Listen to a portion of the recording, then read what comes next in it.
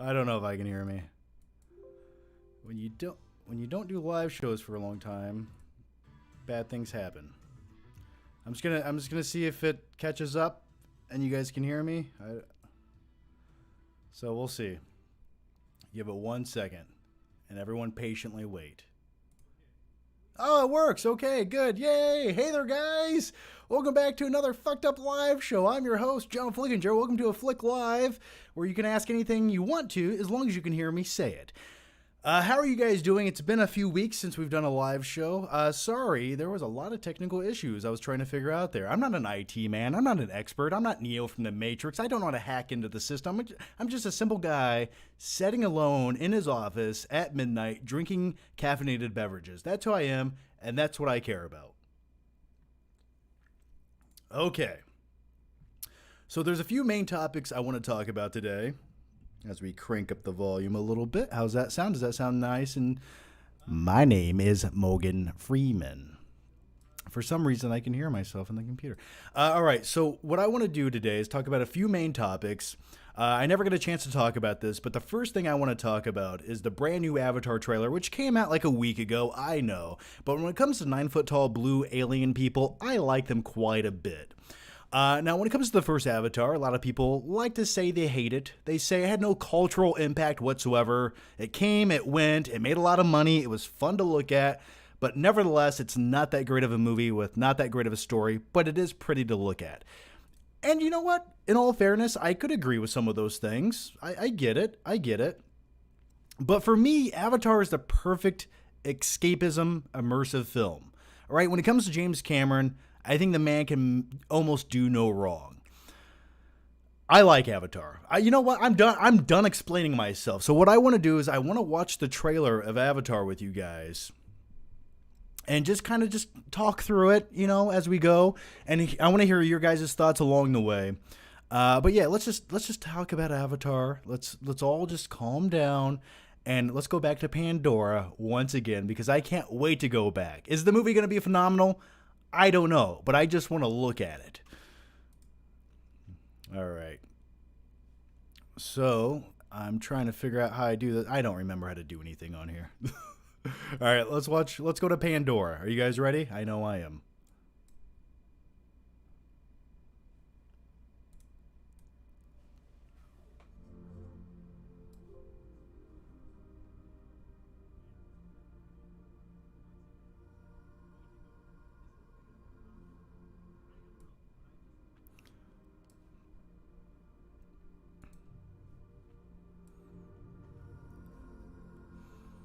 It's majestic. We got to say that. The Way of Water. This movie makes me thirsty when I look at it. I want to drink a beverage.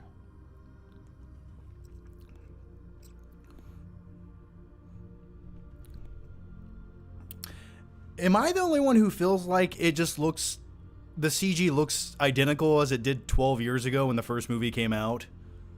Now, this human character right here with the dreadlocks, now, I guess that character's name's Spider, and his backstory is he was actually an infant born around the time of the first movie.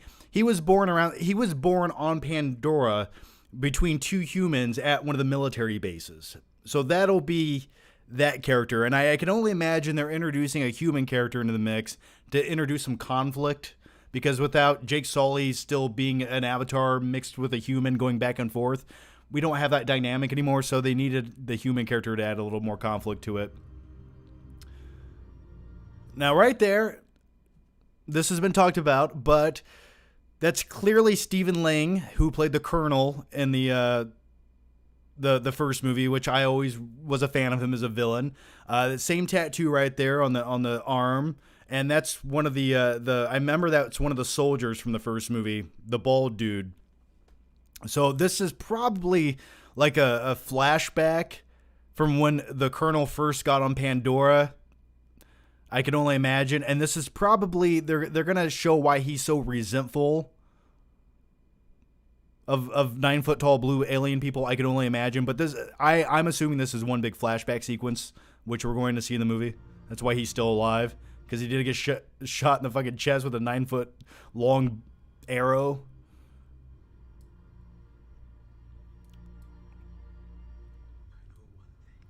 Oh, he's touching the fin. Look at that. Look at. I don't know why the human character in this movie just it's kind of laughable looking to me. I don't know why. Like, look at his little body up to his belly button. Let's go back. Hang on. Look at that. Look at that shot right there. I don't. That's just. I don't know. I find that hilarious looking. All right. Just make the kid an alien already. Why does he have to live as a human on this planet?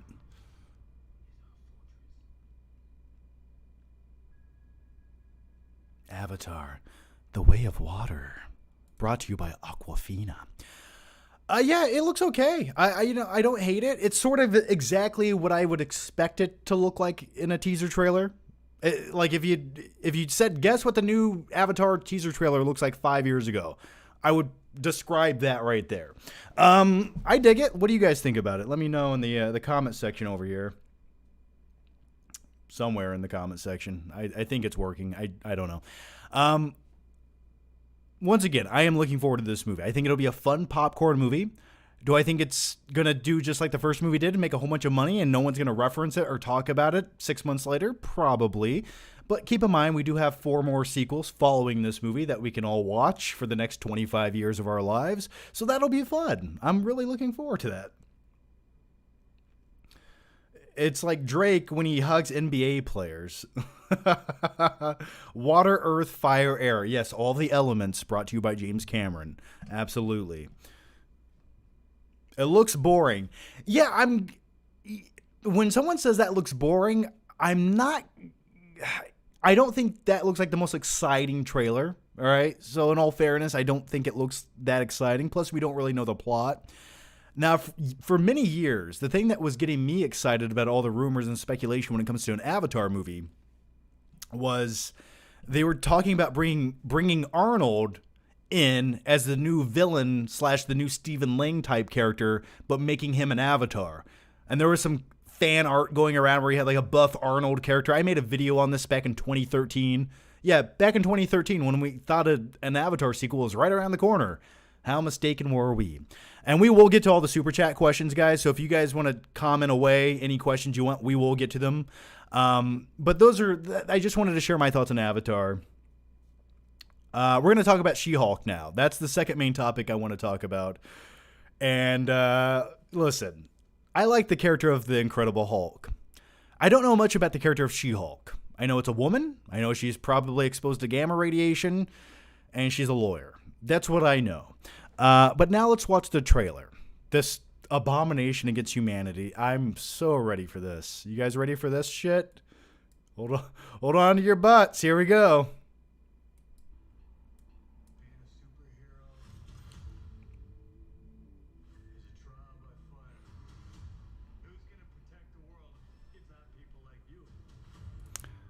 I don't know. Who's going to protect the world besides people like you? I don't know. The Avengers, the normal Hulk, if they stopped nerfing him. I don't know. I could think of about 47 other characters who could protect the world other than the She-Hulk, who's a lawyer by day and whatever the hell she does by night. I don't know. Amazing thigh definition, though.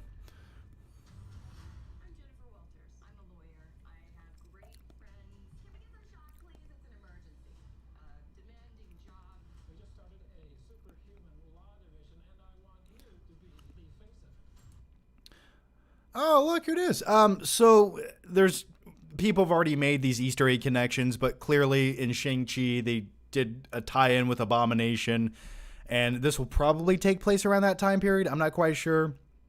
I've also heard rumors that this will take place during the snap, the 5 years that the snap happened, which would make sense also, because not a lot was going on, and I think that would be a good time period for She-Hulk to exist. But then again, the tone of this looks too happy and upbeat to take place during the snap, which looked like a really depressing, gloomy time. Let's keep going.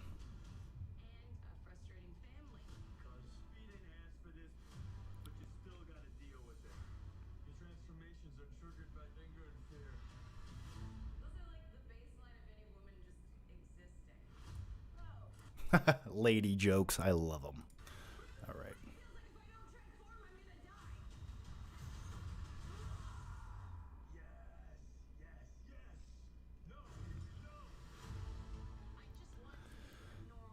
Look at that shit. Okay, let's let's talk about this. Let's look at this. Can we all just take a fucking moment, take one moment. That's all I ask of you, okay? This is brought to you by Marvel, who's owned by Disney, one of the richest, wealthiest corporations on the planet who produce nothing but entertainment. This is what they put out to show you for this trailer. Clearly, they don't give a shit. Now, I know they're probably not done with the CG, or at least I hope they're not. But, okay, so finish it, then release your teaser trailer. Is that a crazy thought? That looks unexcusable. It just looks like a PS2 video game graphic placed in front of a live action scene. It doesn't even look like it's meshed well. It's the worst CG rendering I've ever seen by Marvel. All right, let's keep going.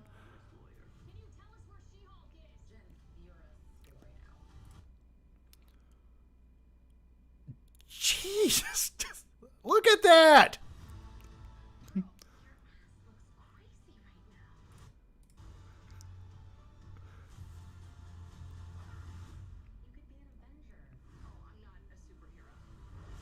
I'm a lawyer.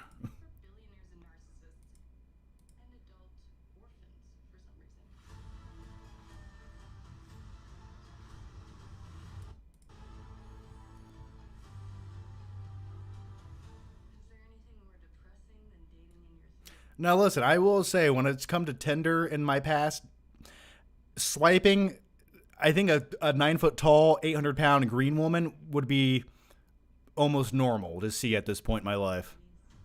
And I would swipe right. Clearly a lot of guys did. Look at that. Why can't a woman ever hold me like that? That's all I have to say about that. Look at that. Look at that right there. That's glorious. Look, what happened to his legs? He's missing like his foot or something. Maybe he doesn't have a foot. Oh, he doesn't have a foot. Okay.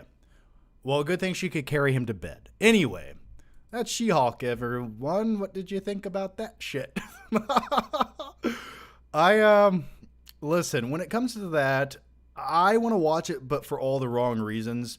When it comes to all the Marvel series and shows we've gotten over the last year, I've given all of them a chance. I give them till episode 3 to impress me and make me care, make me want to go to episode 4. And by episode 4, I have stopped watching 80% of the Marvel shows. I just don't care.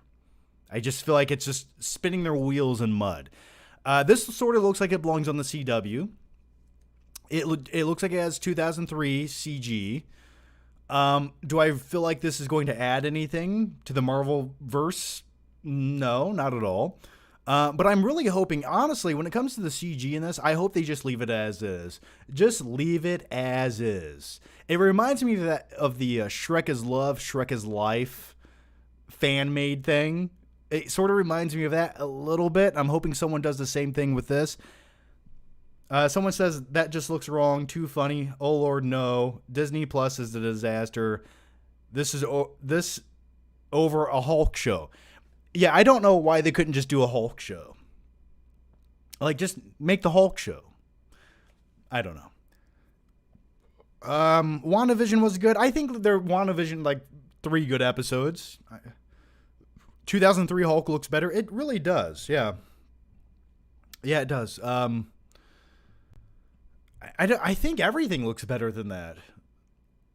Anyway, those are my quick thoughts. I'm excited to see Abomination in She-Hulk. I am too. But then the last time we saw Abomination, we saw him in Shang-Chi just getting his ass kicked in a UFC octagon arena by some random guy. So what happened to that?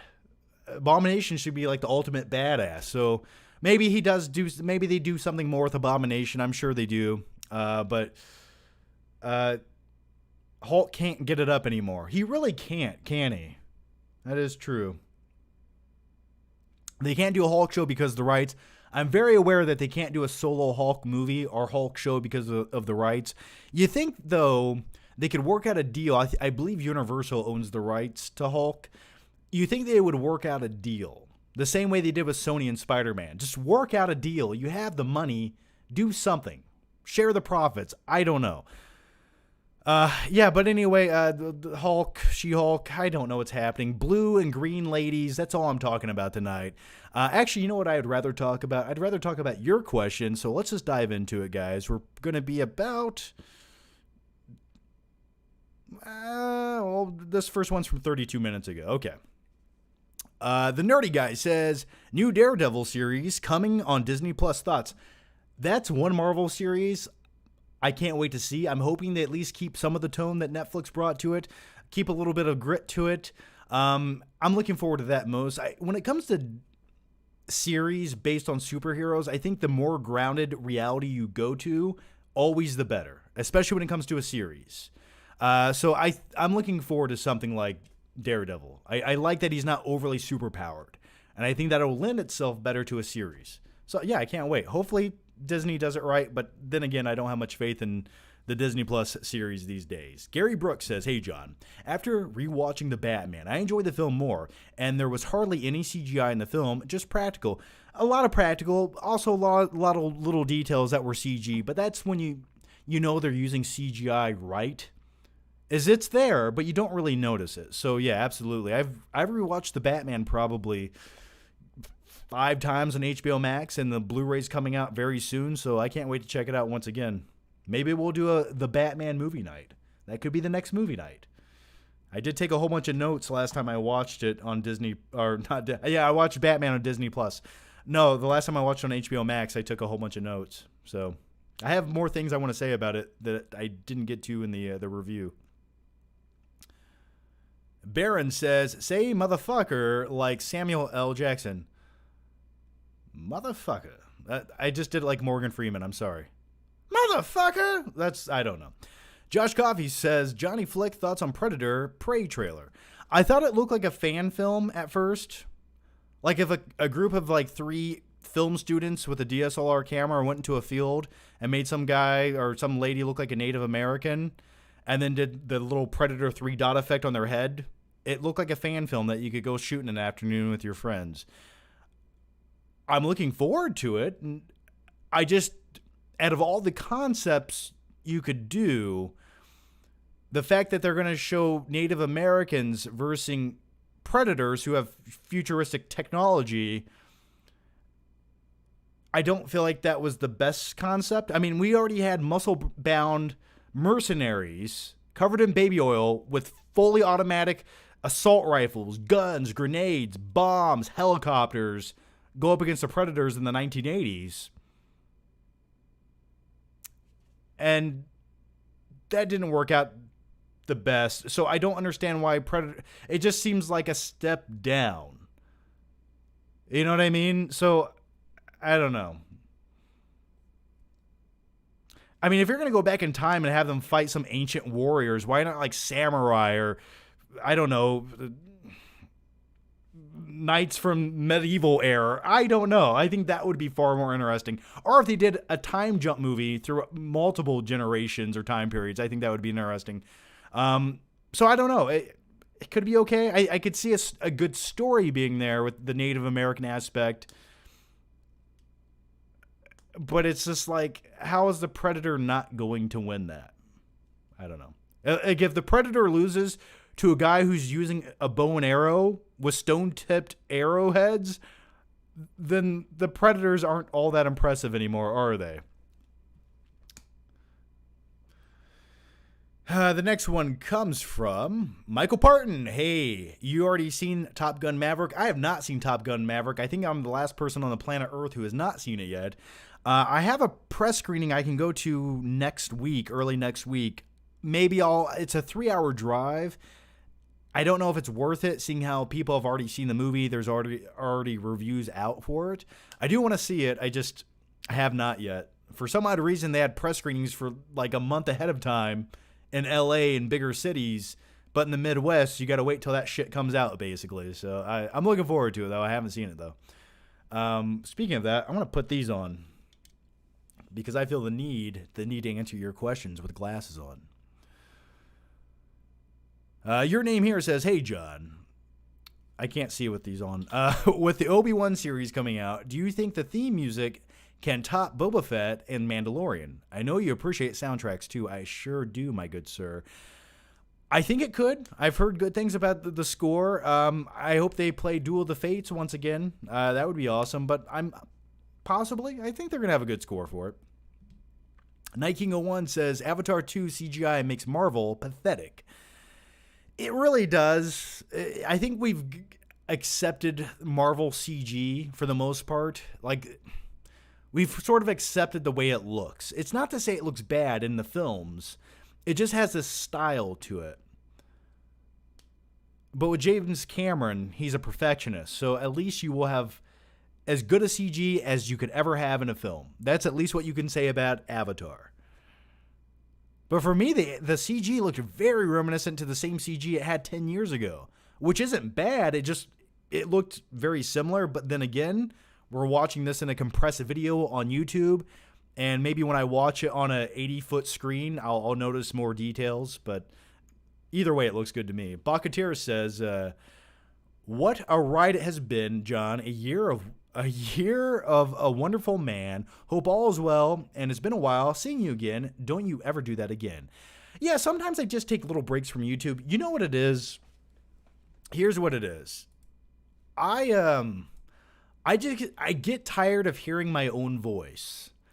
That is the truth.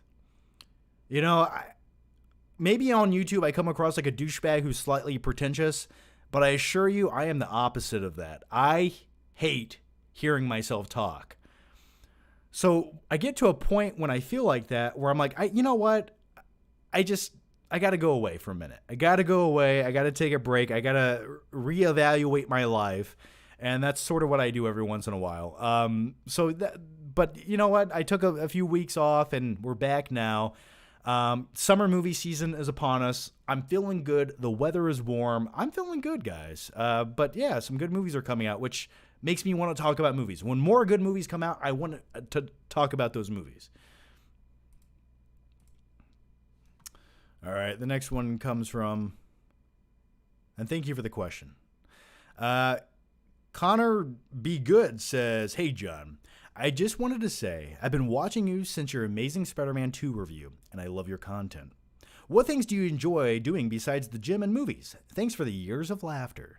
I'm a simple dude. Right now, I'm sort of rewatching Breaking Bad. I'm on season 3, episode 9. Breaking Bad's one of the most frustrating series that have ever existed, where you're just like, stop doing what you're doing, Walter White. So what do I do besides movies and the gym? I don't know. I hang out with lady friends, a lady friend.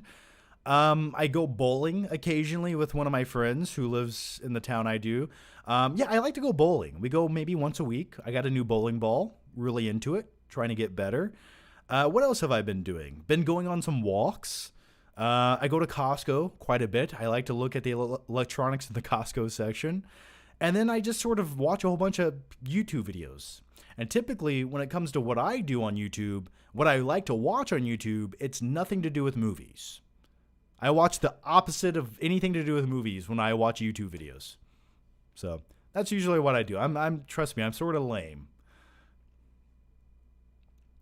Claudia Rogajan says, oh, by the way, last week I was actually supposed to go to Seattle. And I got a flu, or I got the fever like a day before I was supposed to get on the plane. And I just felt like shit. So I was like, I can't get on a plane with a fever. And I was like, do I have the C word again? So I got tested a few times. Didn't have that. I just had some kind of virus going around. And so yeah, I had to cancel my trip to Seattle, and that was a pain in the butt. So hopefully I go back next week. So yeah, I was sick last week as well. I sort of forgot about that, but that's what I do. I get sick and go to Costco. Claudia Rojan says, why do you like the first one so much? I'm sorry, but it's not that great. Not everyone has your weird alien fantasies, John. Laugh aloud. Why do I like the first Avatar so much? It's fun to look at. When I watch movies late at night and I eat frozen pizza, I just want to escape in another reality, right? Pandora is that reality. It's just fun to fucking look at. That's how I feel about it. Now, do I want to look at Jake Sully's little crippled legs? No, I do not. They utterly disgust me. I'm glad he's an Avatar now. He doesn't have those little dangly legs. In all fairness, Jake Sully's decrepit legs sort of look like mine. But I don't. It's just fun to look at. I was actually hoping in the next Avatar movie we would have an extended sequence that took place on Earth. Because there is a deleted extended sequence in the first Avatar film. If you watch the Blu-ray, you can check it out. Where they had a shot on Earth showing how overpopulated it is and everyone's wearing face masks. Kind of like how life is now. And I would like more of that dystopia. A future glimpse into what Earth looks like. I think that would be sort of interesting. Maybe in one of the movies. Maybe they will. Maybe they'll have like another storyline in one of the upcoming Avatar films where you get more Earth, and maybe they're talking about going to Pandora. And I don't know. Maybe we'll get more of that in the future. That's what I would like to see. All right. The next one comes from Jesus. What do you think of Better Call Saul Season 6 so far? I'm currently watching the show, and I'm curious how the new season is holding up. I think it's good. I think the first few episodes were the better episodes of the season thus far. Now, keep in mind, we have like another episode or two. I think the next episode is the mid-season finale, which pisses me off. Why do we have mid-season finales? I hate that. But the next one is the mid-season finale, so hopefully something great happens, and then we have like another 7 or 8 episodes after that. So I'm hoping part 2 of this final season really picks up, because when it comes to this newest season, it really feels like the character of Saul Goodman and everything he's doing, it sort of just feels like secondary. Like everything else is far more interesting than what Saul Goodman is doing, which shouldn't be the case, but it seems to be. So it's okay thus far. It has not blown me away. Middle Anthead, thanks for the super chat. No question, but thanks, man. Brian Atchison says, appreciate you. Keep doing what you're doing. Well, I appreciate you too, Brian, and thanks for watching. Keep doing what you're doing. That's all I ask. Just keep looking at my stupid face, guys. That's all I ask. And by the way, speaking of looking at my stupid face, I do appreciate that, guys. And by the way, this channel broke 100,000 subscribers a week or two ago, and I do thank you for that. And it means a lot. And we'll talk. I'm going to do a video really diving into this channel and starting it and breaking 100,000 subs. I'm waiting for I got a new play button. It's in the mail. It should be coming any day now. And this will be my second one. And that's pretty fucking cool, because when I started YouTube, I never thought I would get a play button, let alone 2 at some point. But yeah, I'll make a video talking about this channel and sort of reminiscing and looking back over the years. So we'll do that at some point, maybe in the next week or two. So I just need that play button. I need to hold it up. But yeah, nevertheless, thanks, guys.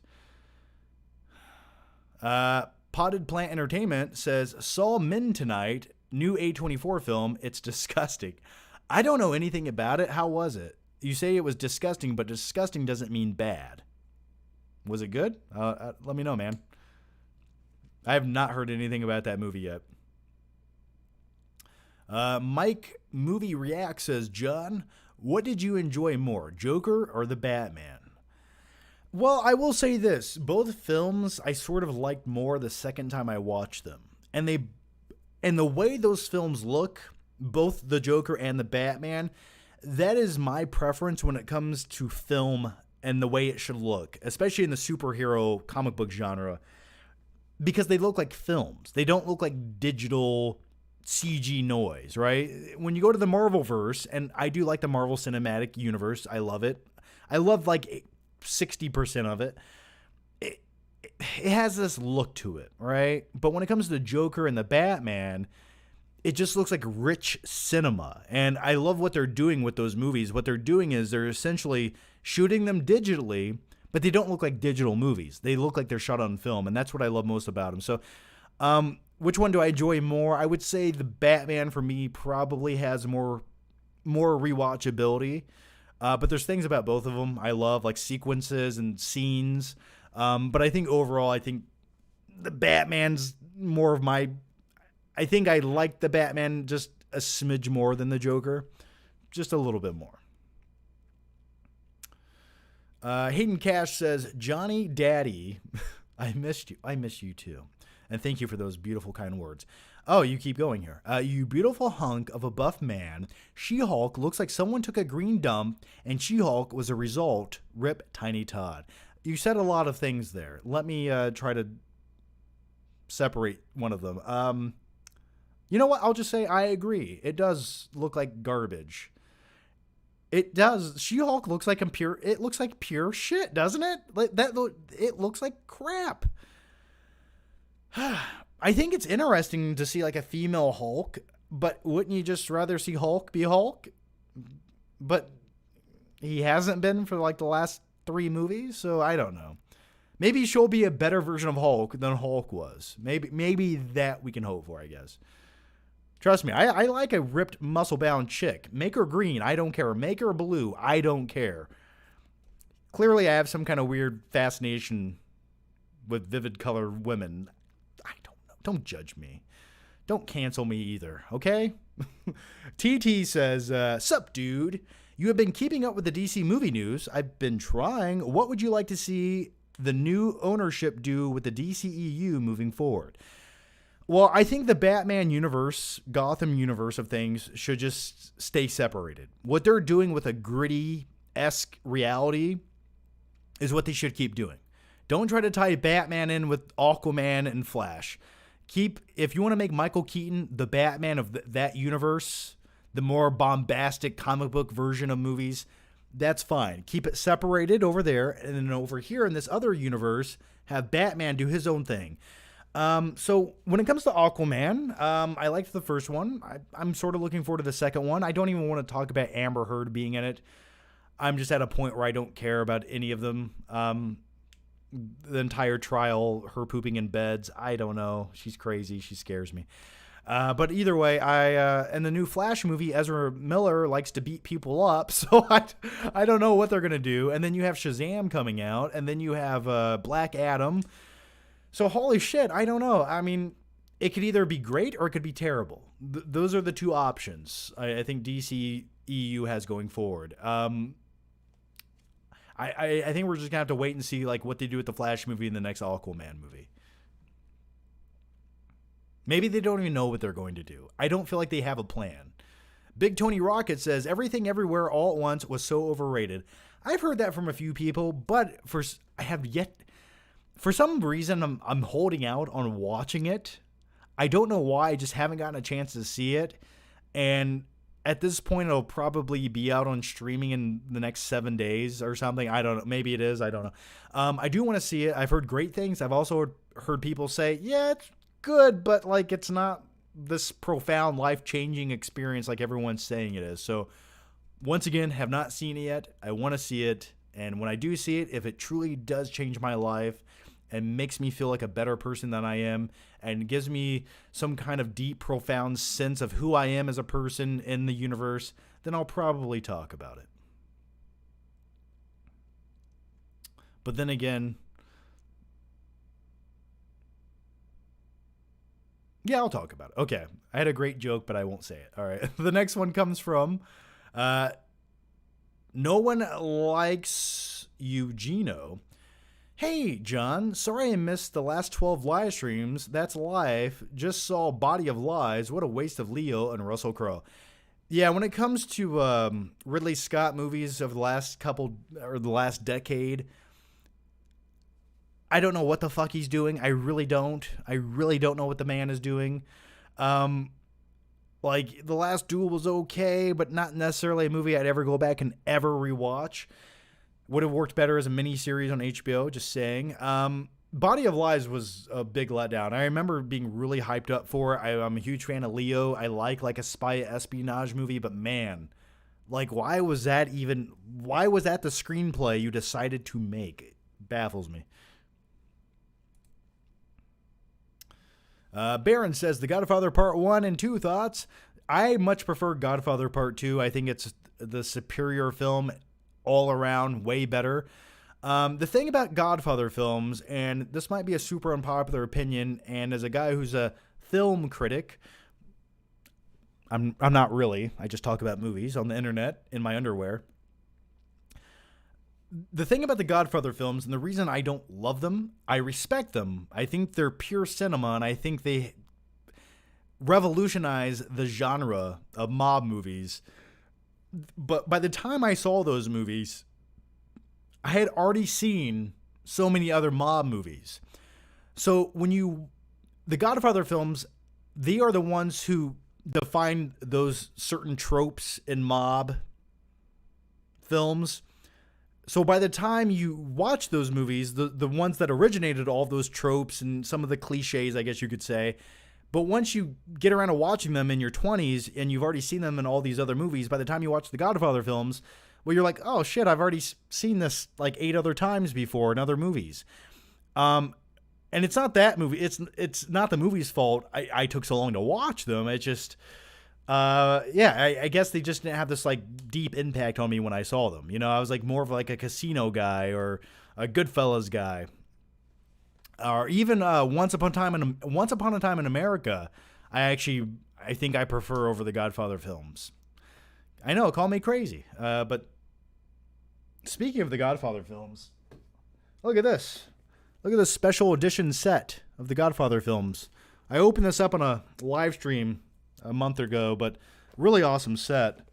I don't know what to do with this because I have all the movies on 4K Blu-ray in a little box, so I don't know what to do with this large booklet thing, but I have it. I don't know why it was by my feet, but it's there.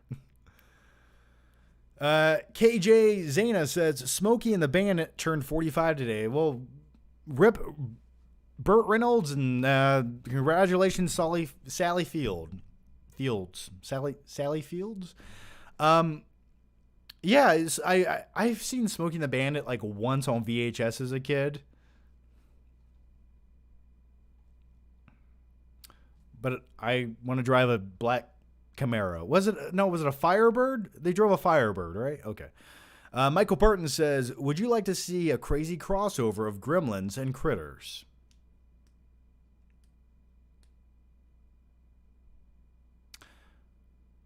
Sure. I would like to see Rocket Raccoon versus the evil Gremlins. That's what I would like to see. And he has to save Gizmo. Joseph Knowles says, hey, John, I've missed you. Glad to see you. Well, I'm glad to see you too, Joseph. Hope you're doing well, buddy. And by the way, we should be shooting a new podcast episode for Patreon supporters and YouTube members. I put a post out today. So if you guys have questions, comments, topics, concerns, go to that post on the community tab here on YouTube or on Patreon on the feed and leave your comments, your questions, so we can talk about it in depth. So if you missed that, go check that out. BTS says, John, let's get oiled up, play some volleyball, and watch Top Gun 2. Hell, even Claudio Rogan can come. He can watch. I would love to take my shirt off, rub some baby oil on my nipples, and go play volleyball with all of you. What? Does that offend you? Good. Because I want to do it. Why can't men just be men anymore? That's what I would like to do. I'm not going to lie to you. Maybe when it comes to the Top Gun 2 Maverick review, I'll just literally go do the review at a volleyball court, shirtless. Fuck it, I'll do it naked, covered in oil, wearing aviator glasses. All right, what are we talking about? I'm sorry. The next one comes from Claudia Rogojan. Hulk 2003 CGI looks better. Great to this day. There are some shots where he legitimately looks real. Though he is green, movie still sucks, though. It's a terrible movie with Nick Nolte playing electricity guy at the end. Hey, Hulk, what are you doing over there? I'm Electricity Man. I got big dogs over here. You want to fight them or something? Fucking terrible movie, but I do remember the teaser trailer for Hulk 2003. I remember Eric Bana being in his restroom, and he looks into the mirror and he like turns green, and it shows the outside of the house, and it just like blows up. I remember that teaser trailer thinking that, oh, that looks really cool. Then you see the movie, and it has like literal comic book transition pages that looks like it's from like some iMovie editing software that comes with your Mac computer just built into it. I was like, oh God. Connor B. Good says, I feel that Marvel is setting up a mostly female ensemble of heroes, not necessarily a bad thing. I just feel it will never live up to what we had pre-Endgame.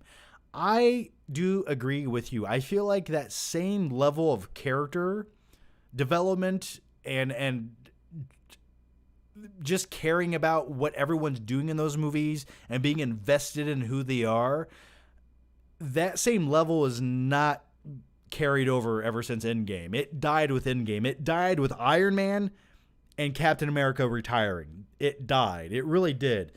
Now everything sort of feels discombobulated. I don't really give a shit about any of the characters.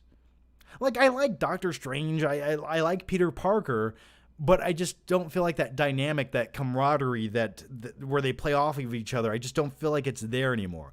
You know, we still have Thor, which is great. But really, those first like 12 years of Marvel movies were built on the backs of Captain America and Iron Man. And now that we don't have it, it just sort of feels like the B team. It's like, oh, it's okay, but it's never going to be as good. It's like they're going to throw more CG, more cosmic storylines, more crazy and wacky characters. But at the end of the day, it was the simplicity that made that first phase, or even the second phase, so good. It's what made you care. Or at least it's what made me care. As far as like it being a female-led ensemble of heroes, I think there's plenty of dudes, but they definitely are trying to bring more female-esque characters into the mix. And I would just say, look at Captain Marvel. No one cared. It's not about just the gender, it's about the character themselves. So, I mean, I think if you have a good character, you have a good character, right? Carter Lovejoy says, what upcoming 4Ks are you excited for? Also, what 4K/Blu-rays have you picked up recently? We can talk about that, actually. One I'm excited for, I think it was I got a press release today, was Edge of Tomorrow hitting 4K. Fuck yeah. Can't wait for that. So that should be a sexy 4K I'm looking forward to. There's a few coming out. I still want Nightcrawler to hit 4K, but if you guys want to talk about some 4K movies, let me whip some out real quick for you. Hang on, don't get weird.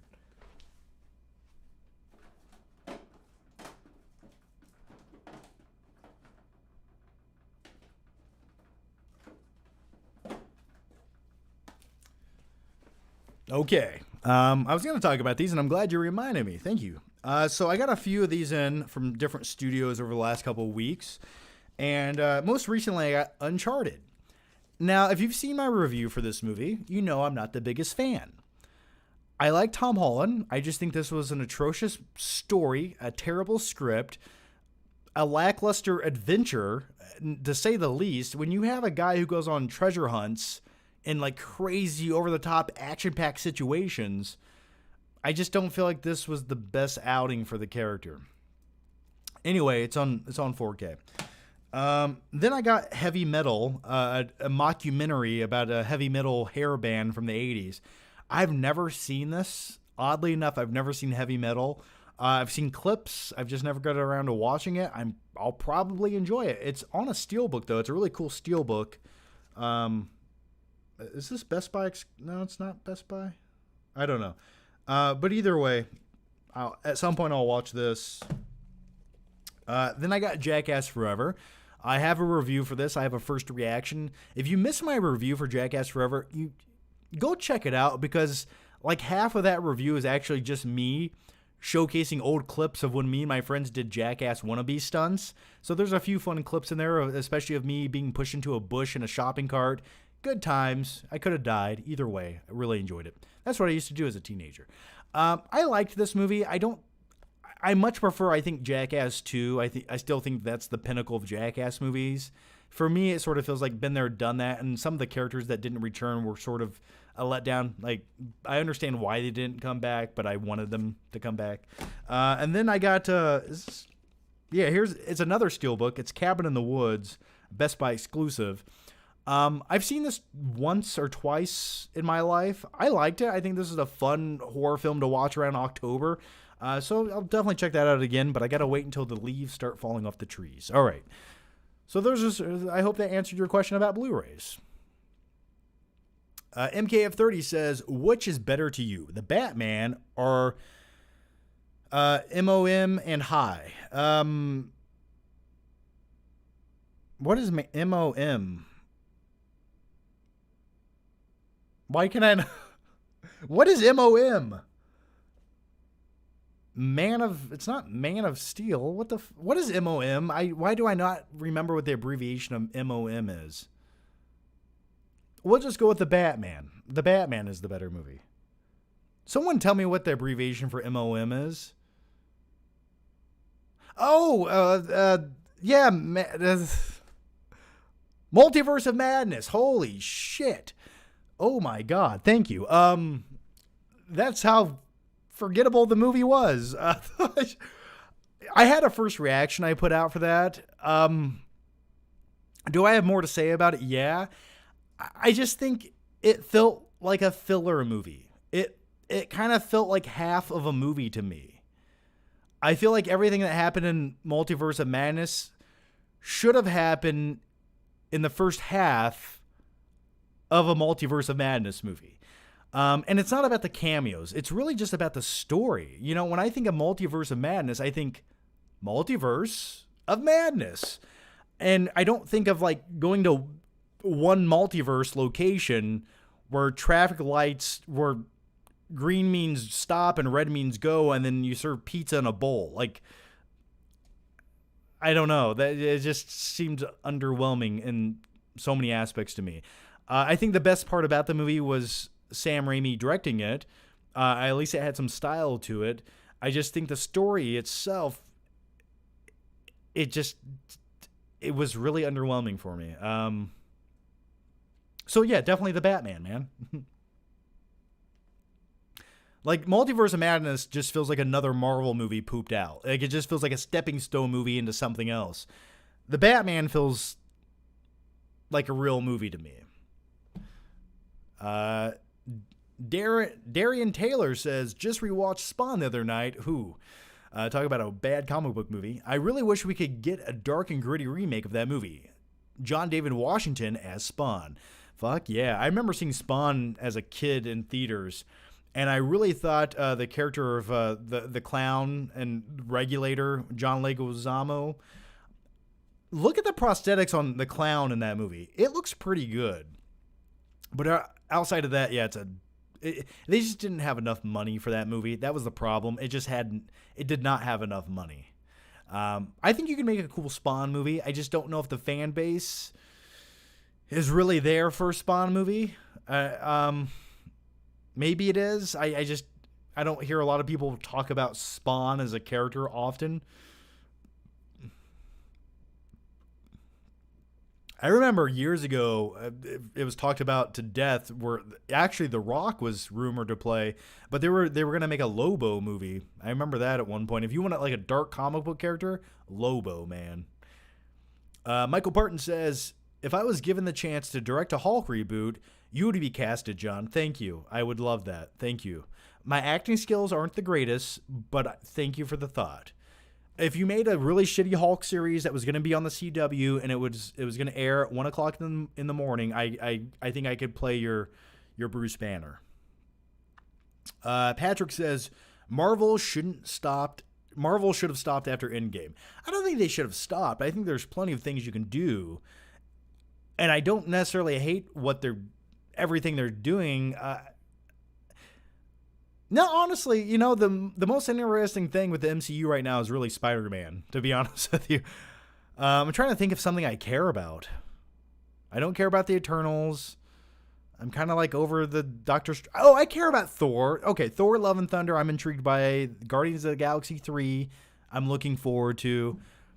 But everything else brand new that hasn't already been pre-established before Endgame, yeah, it's hard to really care, isn't it? Thomas Matthews says, go to line when asking a girl out. Go to line when asking a girl out? I don't know what go to line. I don't know what that means. I'm sorry, I don't know what that means. K Bree says, hey John, just watched 17 again. What is your favorite movie where the main character gets older or younger? Thanks. Oh, you got to go with Big, starring Tom Hanks. Absolutely got to go with Big. kind of weird when you really watch that movie with fresh eyes and look at all the weird shit that happens in it. There's some weird stuff going on with the lady, and the character of Tom Hanks in that movie, Josh. But man, that giant studio apartment that he has with a trampoline in it and the bunk beds, oh, I would do that right now. I would live in that right now.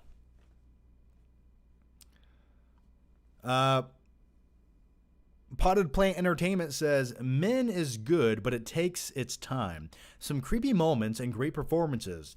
There is also too much male nudity in it. In my opinion, there's never enough. Not amazing, but enjoyable. Well, good to hear. Maybe I'll look into it at some point. Playboy Legion says, John, have you seen Doctor Strange 2? I have. I have a video on the Flickpick channel where I literally made it 7 minutes after watching the movie. Go check it out, man. It's right there.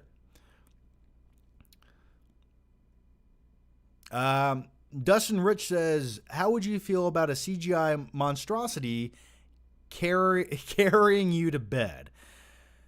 I mean, listen, like I said when I watched the trailer, if a giant green woman wanted to carry me to bed every night, fine by me. And let's continue before I go deeper into that fantasy. Big Tony Rocket says, who wins, Terminator or RoboCop? I'm going to go Terminator because RoboCop just moves way too slow. Plus he has to eat baby food. No. The Terminator, the T-800, does not have to eat baby food. He's a cybernetic organism who's going to live 128 years, and he self-heals. So clearly the Terminator will win. Michael Parton says, should Marvel reboot Iron Man and Captain America?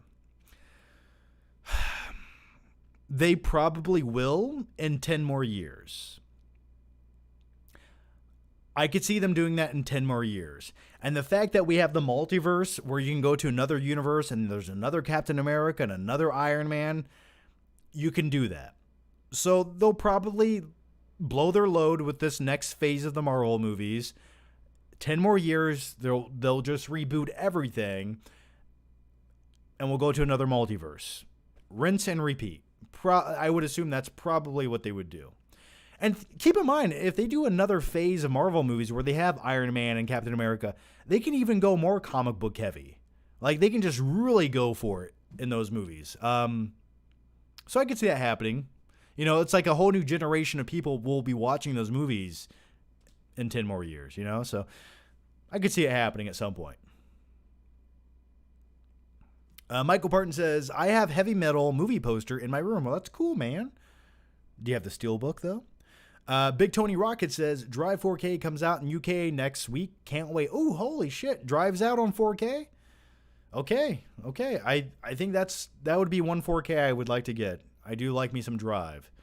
The opening sequence to Drive just makes me want to get in my car and, well, drive.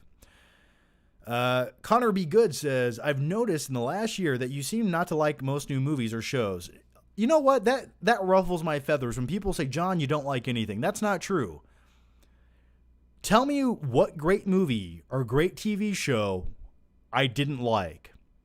Tell me right now in the comments. Tell me what I should have liked, but I didn't. I don't really feel like my opinions on movies have been that crazy. I you know what it is? I refuse to praise mediocrity. Like, people praise Multiverse of Madness and say it's the greatest comic book ever movie. It's like, it's entertaining. I didn't hate my life for 2 hours watching it, but I assure you, in a year or two, no one's going to talk about that movie. It's going to have no real impact on you. So I guess what it is, I just don't praise movies that are just okay. I just don't do that. So I don't know. Yeah, let me know if there's a movie I should have loved, but I didn't. Michael Parton, you're going to say Malignant? I should have liked Malignant. I don't know if that's the one we're going to go for. It's true, John. Your taste nowadays is high. I don't know. I expect better from sometimes. You know what the biggest disappointment for me is? When you see a studio that has unlimited money, unlimited talent, they have everything at their fingertips, and they make shit like Morbius. Someone said I didn't like Uncharted. I don't think Uncharted is a good movie. I can name 10 other better adventure treasure hunt movies off the top of my head right now that are better than Uncharted. Scream 5. I feel like I've said a lot of my opinions. I stand by my opinions on Scream 5. When it comes to the fifth installment of a franchise, why is the first one so much better in every single way when it came out over 25 years ago? And why is the fifth installment... I feel like sometimes fandom is blind. And when it comes to the Scream franchise, I feel like that's what's happening.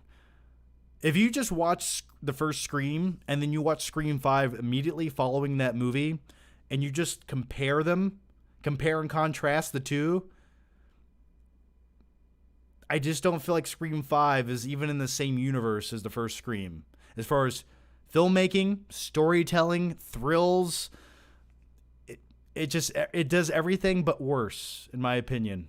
If you can tell me one thing it did better, I'm just curious what it did better. Scream 1 is a classic. I love it. See, now we're talking about the Matrix Resurrections now. See, I stand by my opinions over the last year. You can say I hate everything, but then everything that came out wasn't that good.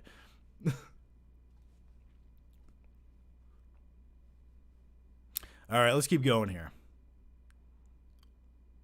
Listen, I can promise you one thing. If you come here, I won't love everything, but I will give you an honest opinion. That is my promise to you. If you want people who blind love and scream and love everything that they watch and just praise positivity no matter what, and they lack any cynical thoughts or criticism, I can name a few channels to go watch, but really they're just blowing hot air into your face. It's empty and void of anything. All right, let's keep going. Let's keep going.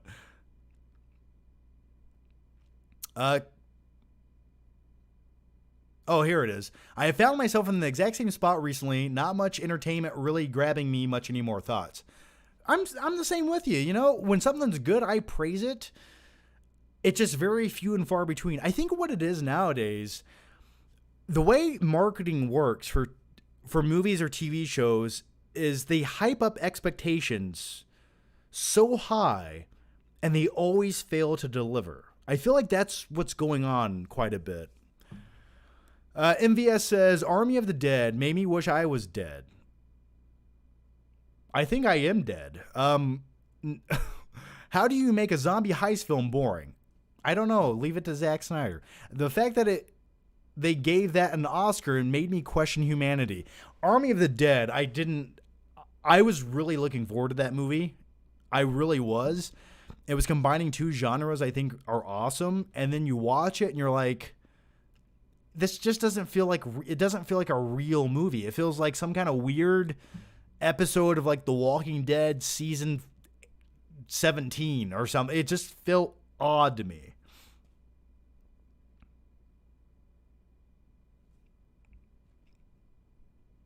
Shang-Chi was good.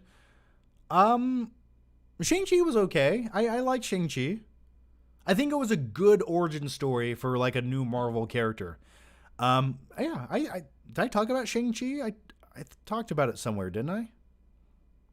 I like Shang-Chi. I don't have the urge to go back and rewatch it, but Shang-Chi was okay. The next one comes from Joseph Knowles. John, there was a tall, bald lady at the gym that looks like a chicken.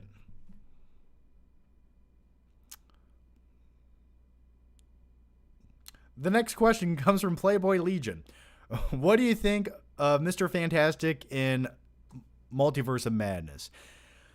I like the casting. That was like fan casting come to life. I thought it was good, though he's the smartest man on the planet and he dies 2.5 minutes later. Here's the thing with that. Even if you have another variation of Mr. Fantastic that exists in another universe played by the same actor, would it not be underwhelming to see that again and go, oh, hey, you were just killed in like 13 seconds in another movie? So doesn't that kind of like ruin it a little bit? I don't know. It just felt like 5 cameos just to die 2 minutes later. And you know the thing about that Illuminati sequence in Multiverse of Madness? It's like, it's cool it existed, but then you have like 5 huge characters, right? All just die instantly. And you think like, if you're going to do that, great. That's fine. But why not have this like epic 10-minute battle sequence where it all just unfolds and unravels, and it's just like this really action-packed sequence that makes you feel something and you're blown away by it. But no, they all just die in a hallway, like within 12 seconds of each other. I don't know. It just, like, it's okay if you want to kill them because it showcases how powerful Wanda was, or Scarlet Witch was, but maybe do it in more of like an epic tone. I don't know. I just slightly underwhelmed by it. But John Krasinski as Mr. Fantastic, I want to see more of it. Hopefully we do. Andrew Grazoza says, hey, love your channel. Been watching for years. Multiverse of Madness wasn't so great for me. Wasted cameos and sloppy writing. Laugh out loud. It did feel a little bit discombobulated. I believe I did read some rumors and speculation that there was some deleted footage in there. What that was, I'm not quite sure, but it felt very choppy. It just felt like the transitional sequences to get to other places didn't make a lot of sense sometimes. And then really, when you think about it, half the movie was Scarlet Witch on some monument on top of a mountain just doing this the whole time. And then Wong's just sitting there like looking at her do it. And then don't get me started on Wong in that movie.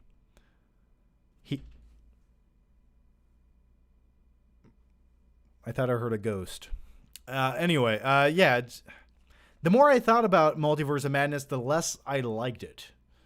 But once again, like, if you gave me some popcorn and said, watch this on a rainy night, I'd be like, okay, I can look at it.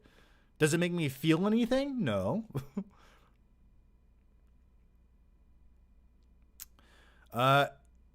J. Carter 88 says, do you think Marvel refusing to recast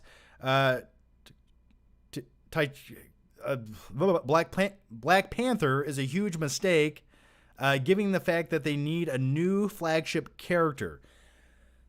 Yes, I do. I get why they're doing it. They want to be respectful to the Chadwick Boseman who died, and they don't want to just recast him. But at the same time, when you have the multiverse and you can have another guy come in and be the new Black Panther, keep in mind, Black Panther is the one hero that is interchangeable. It's a mantle that you take up. So anyone can take the mantle. So the fact that they're just refusing to do that, to me, I get why they're doing it. They don't want to like step on someone's toes. But you can have anyone be Black Panther. You can. Just pay tribute to Chadwick Boseman. Give him a proper send-off. Have a tribute of some sort in the movie. But, you could have had anyone from any other multiverse pop up and be the character Black Panther. And my thing was, I always thought that Deathmonger, played by, what's his name? Michael B. Jordan. Why not in another universe, the character of Deathmonger, played by the same actor, is actually a good guy? And now that good guy comes to be Black Panther somehow, some way. I think he would be a good replacement as the character. So that's what I would have done, something along those lines. I think that would have been appropriate. So maybe by the third movie, they'll do something like that. Or maybe they'll just kind of let the character of Black Panther sort of like fade into obscurity at some point. Where it's just like he rode off into the sunset, but we don't really hear about Black Panther anymore. Maybe they'll do something like that.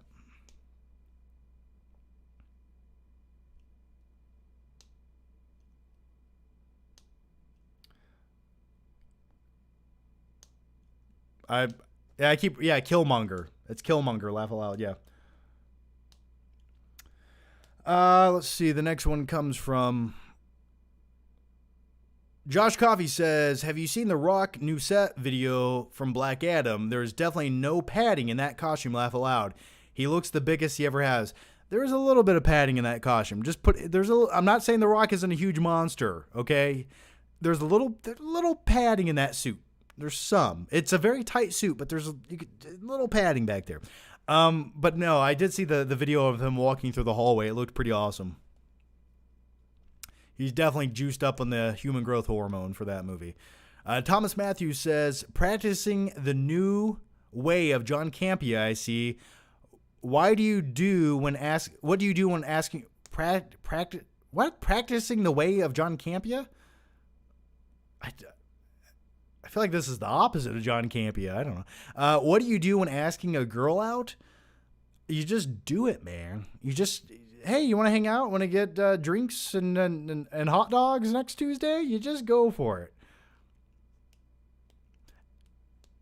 Act like you're not trying hard, but you really are.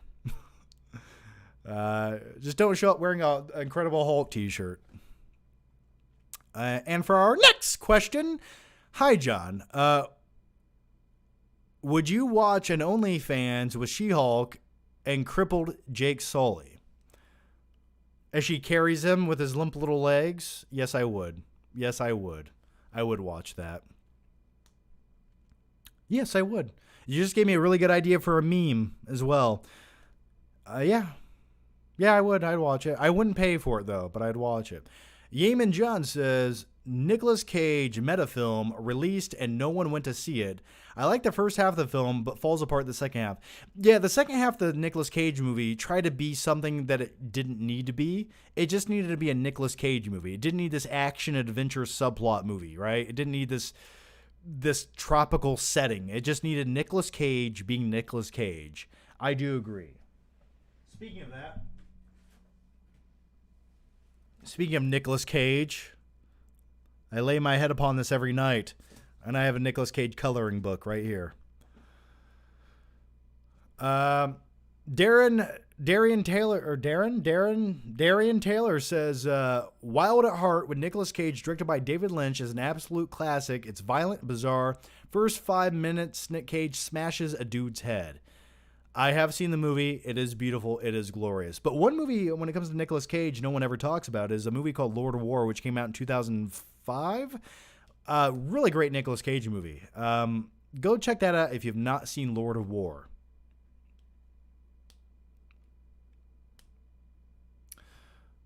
The next one comes from Josh Coffey. Podcast this weekend, you already got 53 questions. Is there 53 questions on there already? Holy I just put the post out today. Are you sure? Is there 53 questions on that already? Holy shit. Okay. Hopefully we can do it this weekend. I didn't know there was going to be that many questions already. Connor Malloy says, who do you trust more as a director these days? Christopher Nolan or Denis Villeneuve? I trust probably Denis Villeneuve. I'd probably go that route. I always mispronounce his last name, but I stand by that. I'd probably go that route. Christopher Nolan for me, I'm trying to think of the last movie I loved of his. Yeah,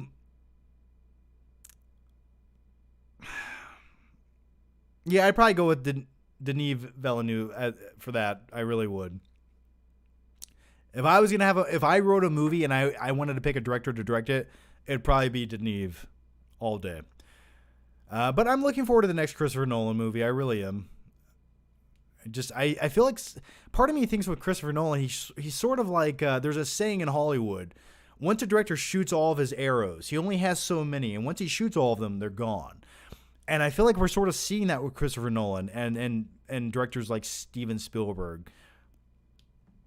Big Tony Rocket says, I thought you would have liked Peacemaker. I watched some of the episodes of Peacemaker. I just feel like halfway through the season, I sort of stopped. I just didn't care. I was like, this isn't what I want. I want something a little more in depth. I want something that makes me feel something. Like the jokes feel a little bit forced.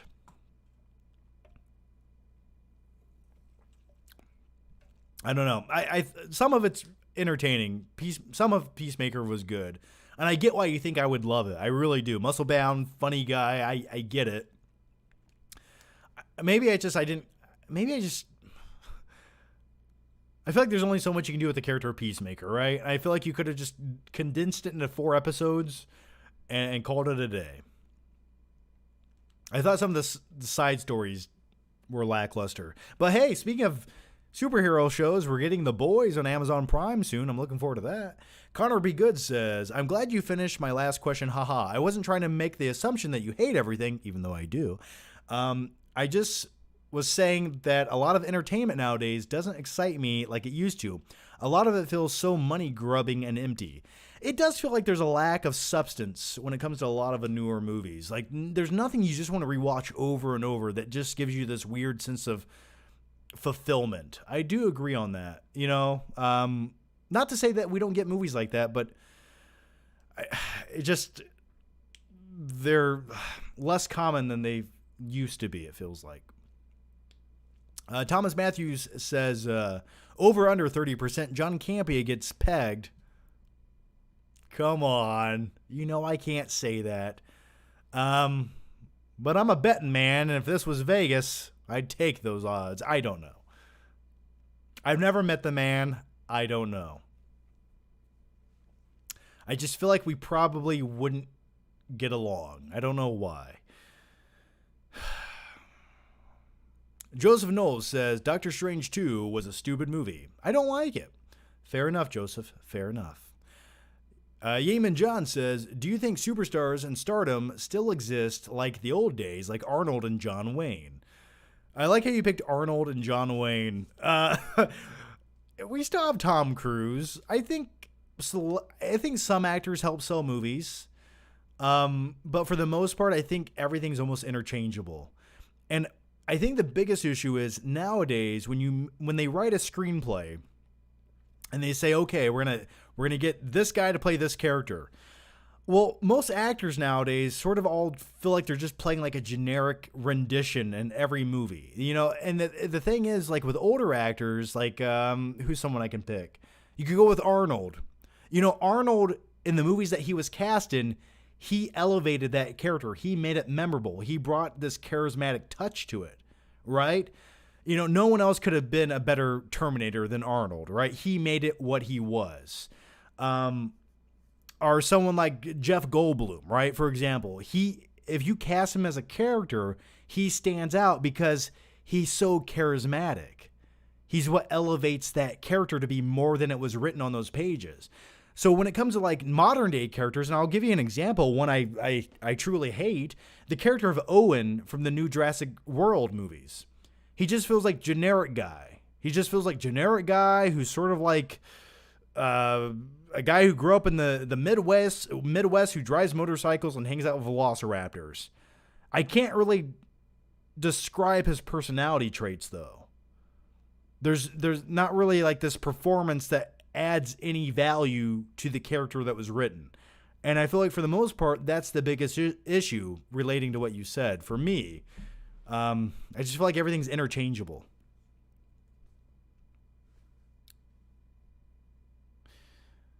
The next one comes from, and by the way, we're about 9 minutes behind right now. So we're catching up on the questions quickly.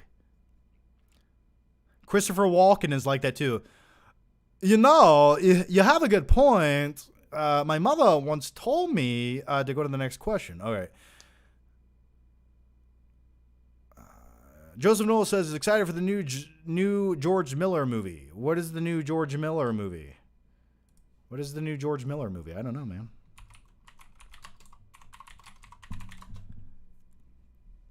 Is it Happy Feet Part 4? I thought the next Mad Max was his next movie. What else is he directing? 3,000 Years, a longer teaser. Oh, 3,000 Years of Longing teaser. Is that it? If it is, I don't know anything about it. Maybe I've heard something about it.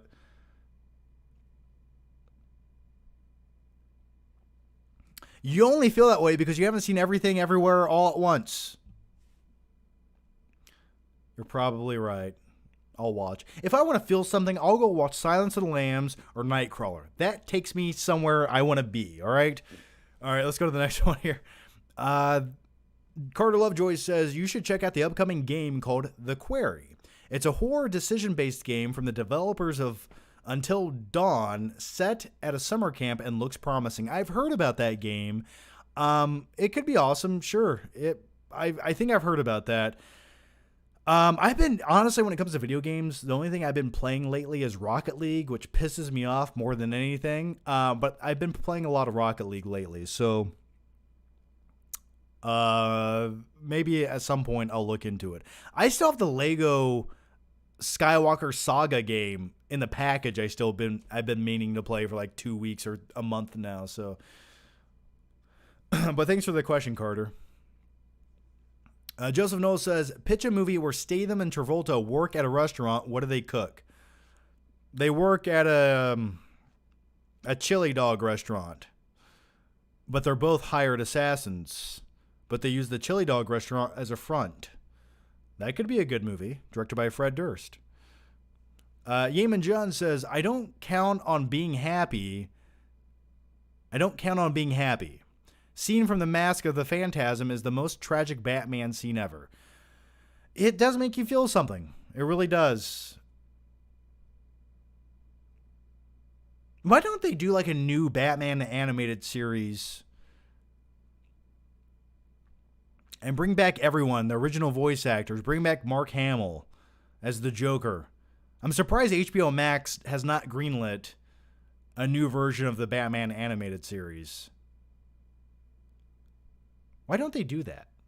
It seems like they could make that happen, right? I don't know.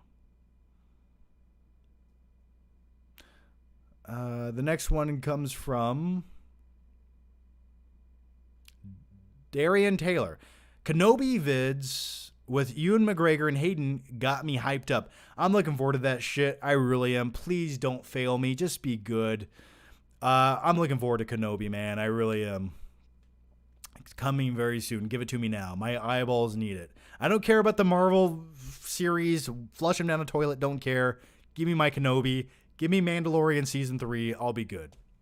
Joseph Knowles says, why don't action movies have one-liners anymore? They do, occasionally.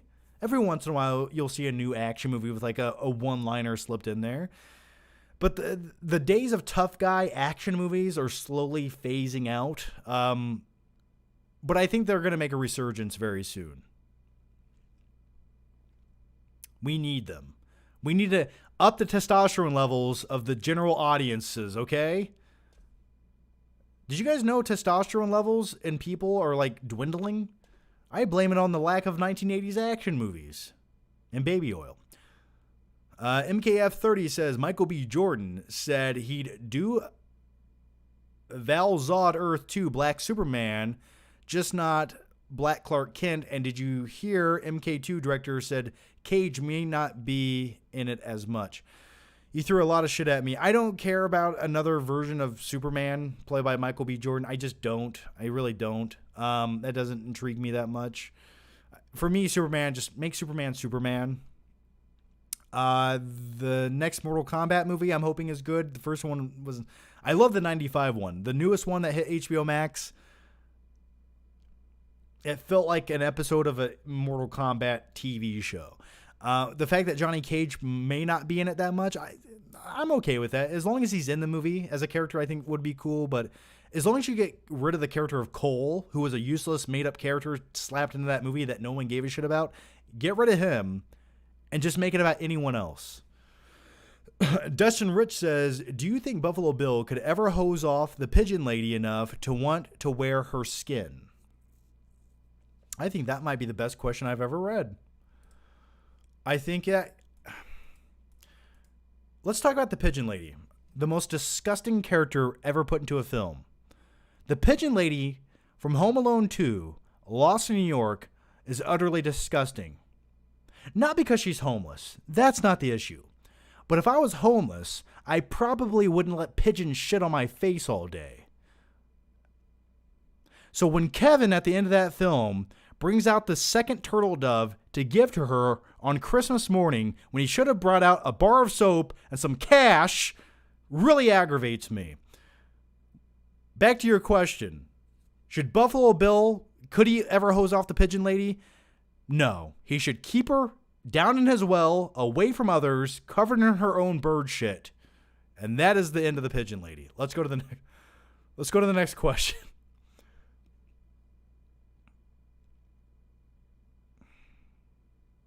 You got me worked up here. I'm sorry. Yeaman John says, George Clooney, one of the biggest movie stars in the world, playing one of the biggest movie characters, Batman. What went wrong, John? What went wrong? Well, you see, that movie wasn't made for any artistic merit or value. That movie was made to sell toys. That was a toy commercial. That wasn't a movie. They didn't care. They said, fuck it. No one cares. Just put Batman in there. We'll make some Happy Meal toys. It'll be fine. But you have to respect Batman and Robin for the simple fact of, if it wasn't that bad, we probably would have got a sequel, right? But the fact it was so bad ruined the franchise, made it take a hiatus, and then we got Batman Begins. So for that, I say thank you.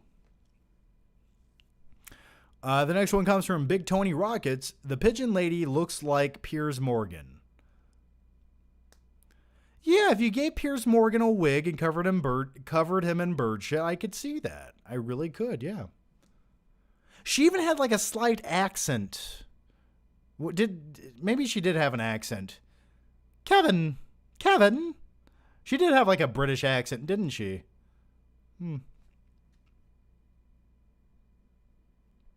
Hey, John, what do you think of Arnold's song, Earthquake Love? I don't know what the song is. Do you watch Umbrella Academy? I do not. John, I bought Dr. Squatch's soap bars after I saw your promo. Do you still use them? Thanks for that, man. That was a fun promo I made naked in my shower. I'm glad it enticed you to purchase the product. I do use them. I usually use them like half the time, but they're all natural. I like the way they smell. If you want to smell like a man, buy some Dr. Squatch. That's for sure. I do use them. I use the conditioner quite often.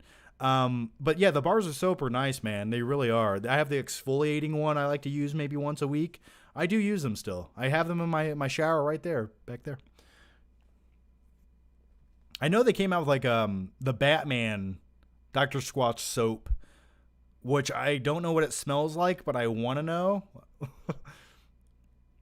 I need to hit them up and do another sponsorship for that. Potted Plant Entertainment says best and worst picture winners. Best, worst. One of the worst was probably Moonlight, which no one talked about the day after it won the award, which to me was not. Some years there's not a ton of good options, and some years there's too many to pick from. Like Crash from 2000, what was that, 2004? I think Crash was a bad Academy Award-winning picture. Best? What do you mean? Some of the best? I don't know. I remember one year, it was like Forrest Gump, Shawshank Redemption, and Pulp Fiction were all nominated. Talk about a fucking year, right? And there's also been some others that should have been nominated or should have won or shouldn't have, like, I'm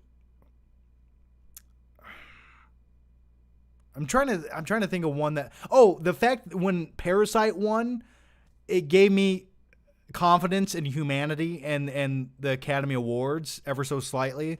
I was like, okay, finally, a nice original movie that truly should have won did win.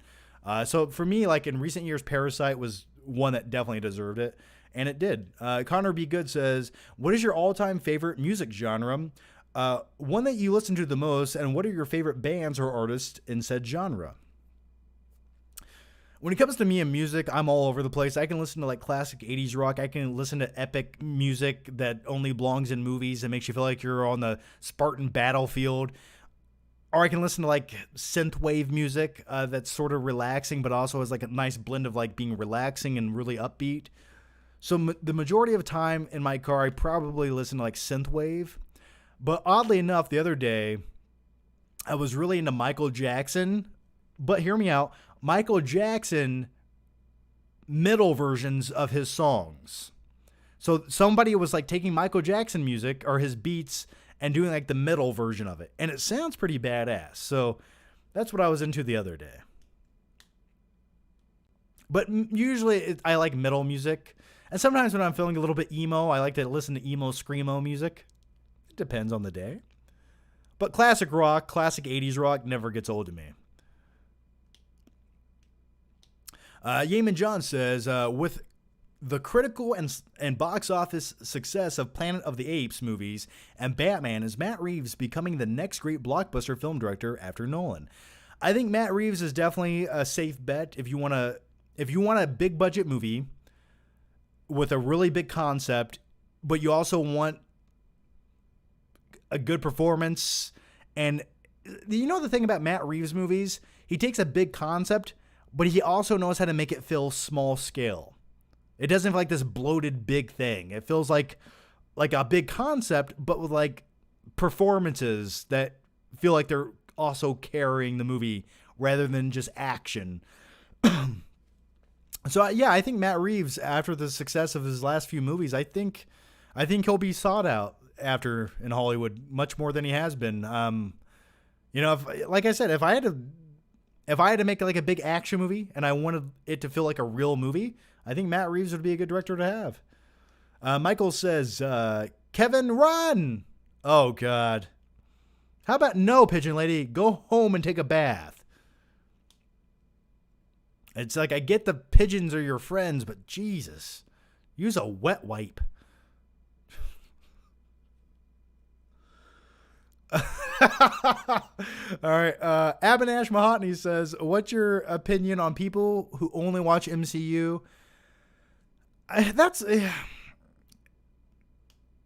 People only watch MCU think MCU is like cinematic. They think that's the end all be all of movies.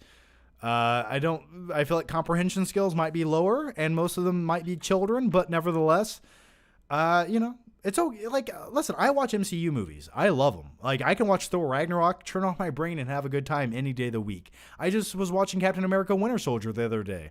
Love them. But I also like movies like Nightcrawler. I like movies like Silence of the Lambs. I like dark, twisted movies. I like thought-provoking films. I was just watching Taxi Driver on 4K the other day. So if you only watch MCU movies and that makes you happy, then so be it. But your opinion on cinema is skewed and your logic is flawed. The next one comes from Sum 41 is great live. I was never really into Sum 41. I do remember they did a song on the Spider-Man soundtrack, though.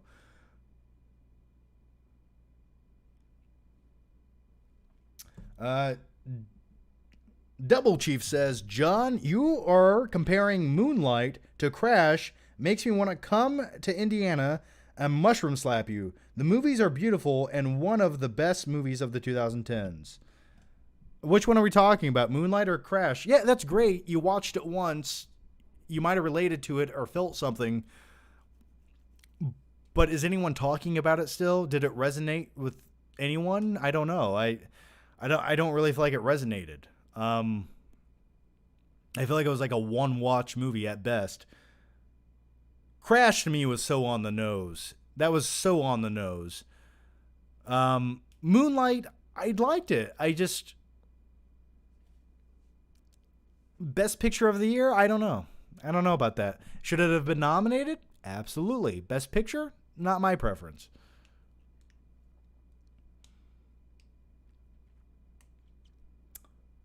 Let's see here. And if you want to talk about, and the thing is, like, I just talked about movies that feel like you could only watch them once. Let me tell you a movie that most people would probably only watch once. And I would say it's like, I don't know if it's comparable to Moonlight, but the movie's like Dallas Buyers Club, right? I've watched that like 3 or 4 times over the years. I really enjoy it. Like, I like the performances. I think Matthew McConaughey in that movie is great. I think Jared Leto in that movie is great. So I just think there's some movies, no matter what the topics are, that just lend themselves to be more rewatchable. And once again, Moonlight is not that movie for me. Hey, John, what are your thoughts on 21 Jump Street, man? The remake with Channing Tatum and Jonah Hill, I loved it. The second one wasn't that good, but the first one I thought was phenomenal. That was the movie that made me sort of like Channing Tatum. And speaking of Channing Tatum, I watched Lost City the other day.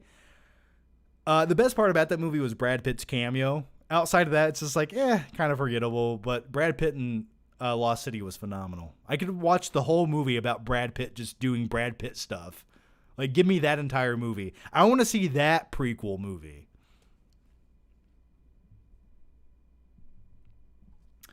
Pot of Plant Entertainment says, the dialogue in Crash felt very forced. Oh, it felt so on the nose. It felt like stereotypes of stereotypes. It felt like a college film student getting a huge budget and thinking this is like the profound movie to make. And it's just like, yeah, look how deep this is and interconnected it is.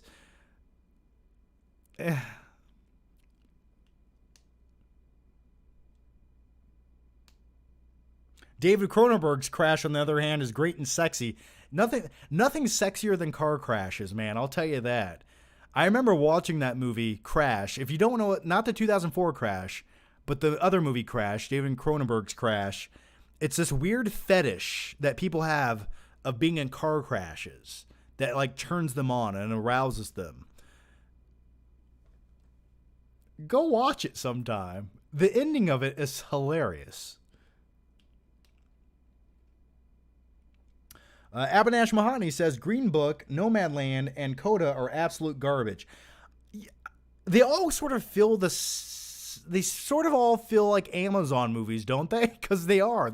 Don't they all have like this same flat digital look to them? No, Nomadland to me was just depressing. Halfway through the movie, I was like, okay, I get it. Coda was I could see watching Coda with like a family and saying that's entertaining. It's not like, it feels like you know what Coda felt like? It felt like a Lifetime movie that was executed better. And then Green Book, I liked Green Book, a little heavy-handed once again. Some of it just felt like tropes and cliches we've seen in other movies dealing with racism over the years. Some of it felt a little heavy-handed. I thought Viggo Mortensen playing like this super nice, rough around the edges guy from the East Coast who is like the nicest guy ever. I felt like he was like an extreme version of what he really would have been. But yeah, I liked it. I just felt like it got a little cliched towards the end of the movie. I know it's based on true events, and I did look up the true events, and there was a few things quite differently tweaked, but I think they made that movie easily digestible. You know, it's sort of like what they did with the Freddie Mercury movie about Queen. They made it easily digestible. It's like, yeah, here's the movie, and we're gonna make it like, how can I say it, as family friendly as possible.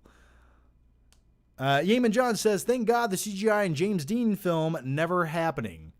Yeah, the CGI James Dean movie, I remember they were supposed to do that a while ago, and they were going to do the what was it, the, what's the technology? The face technology. My brain is melting right now. We've been talking for an hour and 40 minutes. Deepfake technology. Thank God. Yes. No, don't make a whole movie like that. Please no. Is anyone looking forward to the new Elvis? Are you looking forward to the new Elvis movie? Sometimes I just look up in the stars and I think, hey, Big Mama. I don't know. And Tom Hanks in that movie, I get that there might have been a manager that existed that had a weird accent, but isn't it really off-putting? Let's go to the next question, shall we? All right. Michael says, let's pick something to collectively watch together. I just finished Ozark and currently watching Better Call Saul and Outer Range with Josh Brolin. Let's get John to review a show. I did watch Ozark. Would you like my review of the final season of Ozark? Character logic went out the window. Everyone was suicidal. And it was a really underwhelming ending that if you step back for 3 seconds and think about all character logic surrounding said ending, it didn't make a lot of sense. I think they pushed the limits too far to the point where it was no longer believable. And because it was no longer believable, I just didn't care about anything or anyone. But I really enjoyed the first season of Ozark.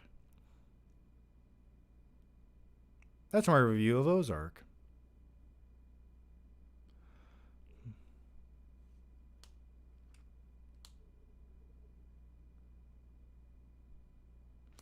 Yeah, the guy who playing the Elvis actor, he looks similar enough to Elvis if you're making like a Lifetime movie, but he doesn't have that same majestic look that Elvis had, right?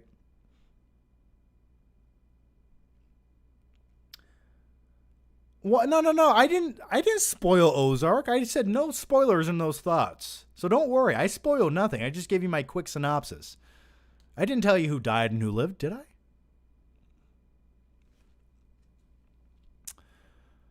MKF30.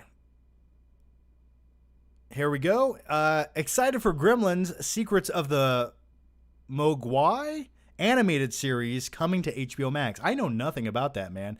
Prey trailer with Predator and M3G and poster and synopsis about Killer Doll.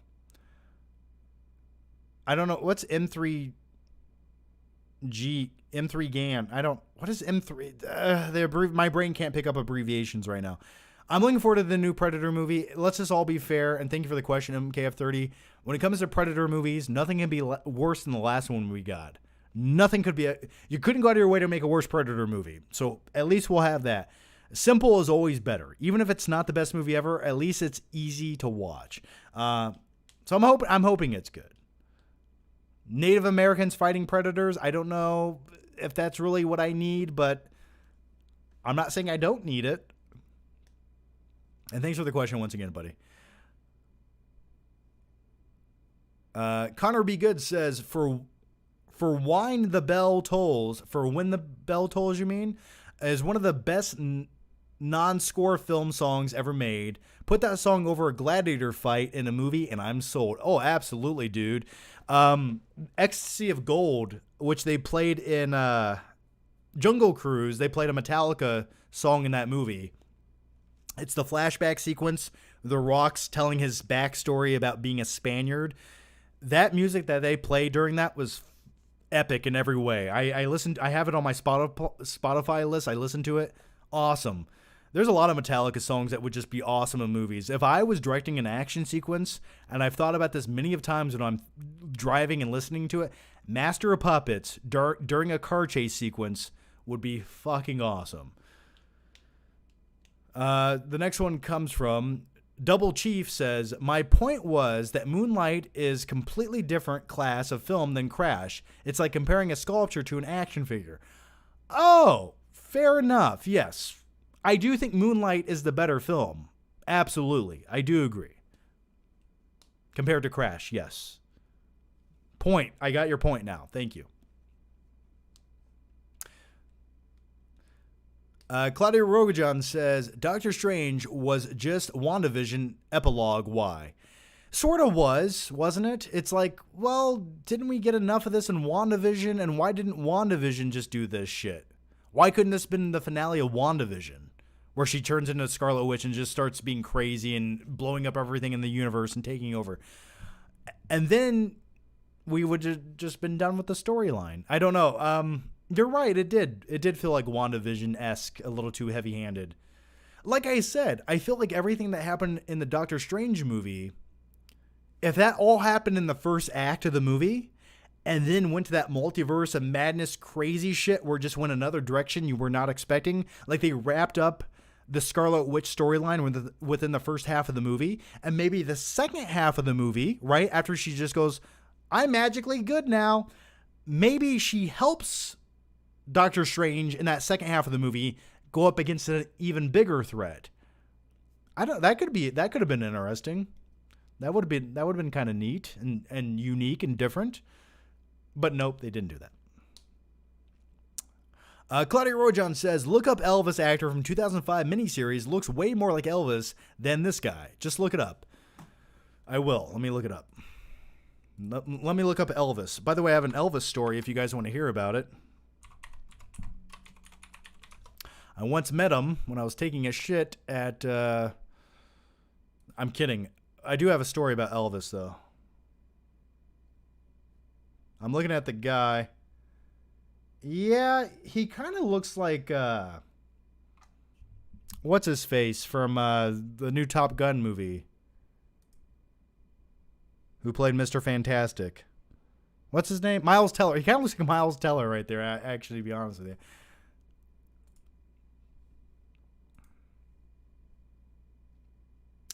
But anyway, I had a teacher in high school, and he said, my teacher in high school, when he had a friend who went to school with Elvis back in the 1950s. And he said Elvis was the biggest racist piece of shit you've ever met. That's hearsay, okay? But I'm just saying. That's what I remember my teacher telling me in high school. Am I an Elvis fan?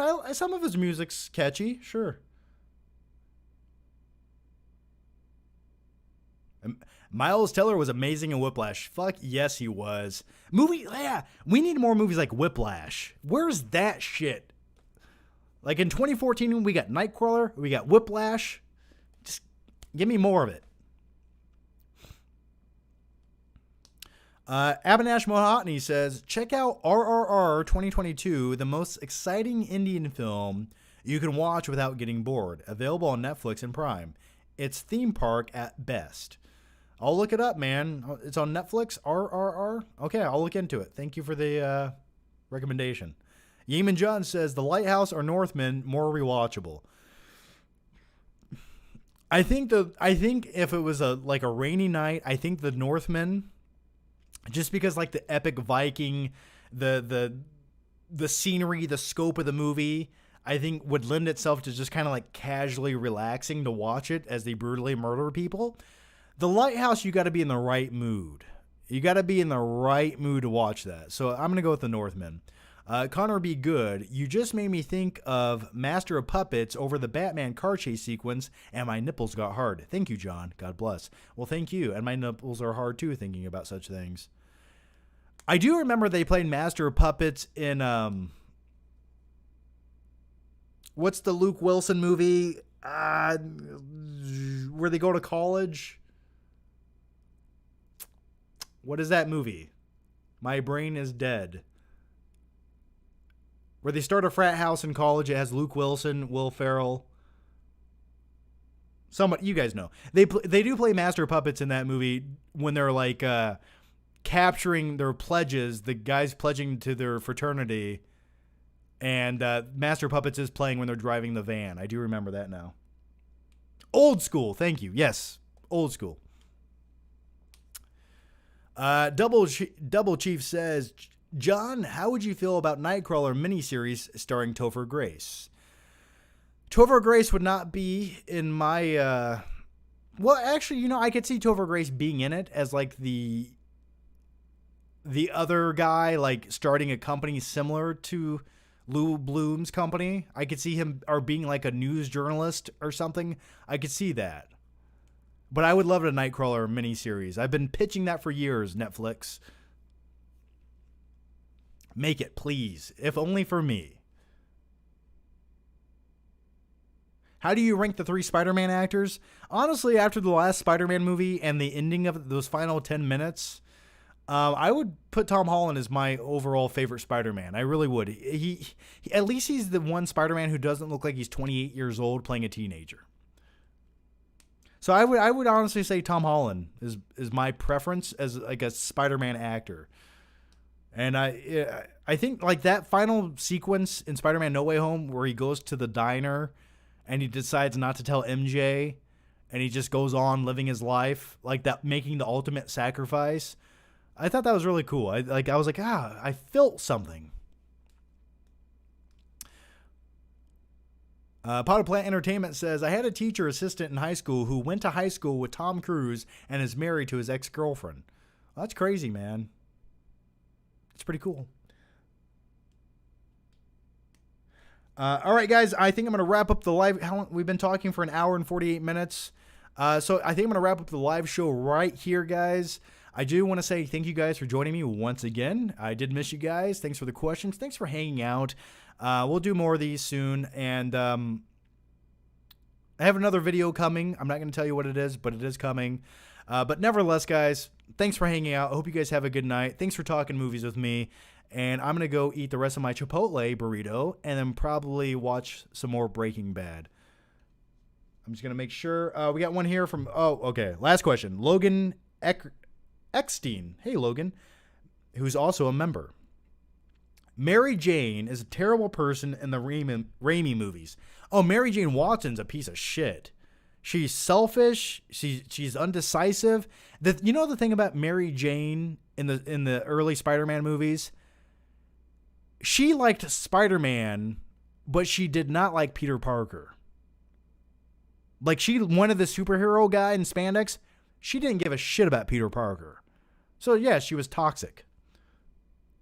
All right, guys. Thanks for watching. Take care. Have a good night. And I'll see you next time. Bye-bye.